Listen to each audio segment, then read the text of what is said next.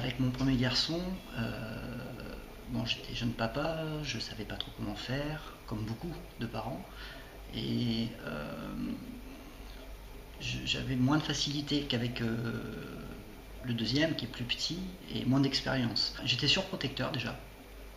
Alors c'est peut-être une corrélation, je ne sais pas. Je ne le laissais pas faire beaucoup de choses de peur qu'il se fasse mal. Et puis s'il insistait, bon, ben, je me fâchais.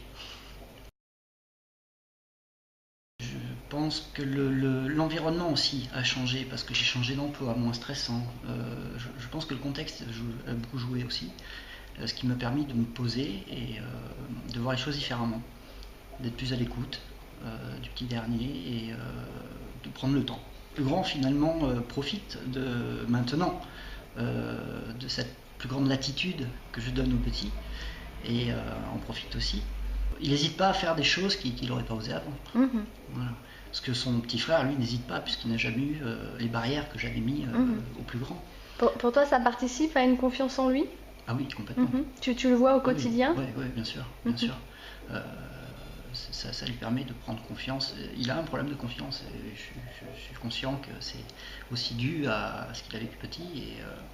Et aujourd'hui, il réacquiert cette confiance par le biais peut-être de son frère qui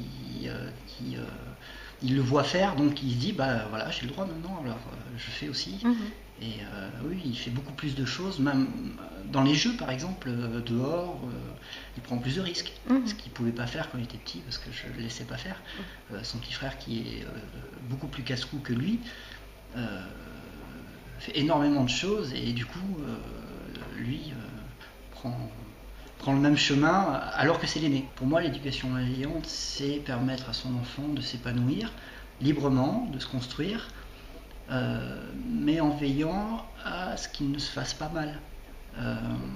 C'est également, contrairement à ce que beaucoup de gens disent, c'est poser certaines limites, parce que pour moi, laisser un enfant faire tout et n'importe quoi, prendre des risques qu'il ne devrait pas, c'est tout sauf être bienveillant pour cet enfant. Ça peut être dangereux, donc c'est pas de la bienveillance. Après, éducation positive, je pense que c'est deux choses différentes. C'est ce dont on parlait juste avant, c'est permettre à un enfant de se développer de façon heureuse, libre, pour qu'il se développe psychologiquement correctement et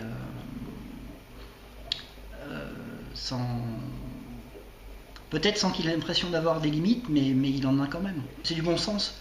On ne va pas laisser un enfant faire quelque chose qui pourrait être dangereux pour lui. Donc là, effectivement, dans ces cas-là, je pose une limite. À partir du moment où il n'y a aucun danger, où il vit sa vie d'enfant, je le laisse faire. Et puis c'est important pour les enfants, c'est comme ça qu'ils se construisent.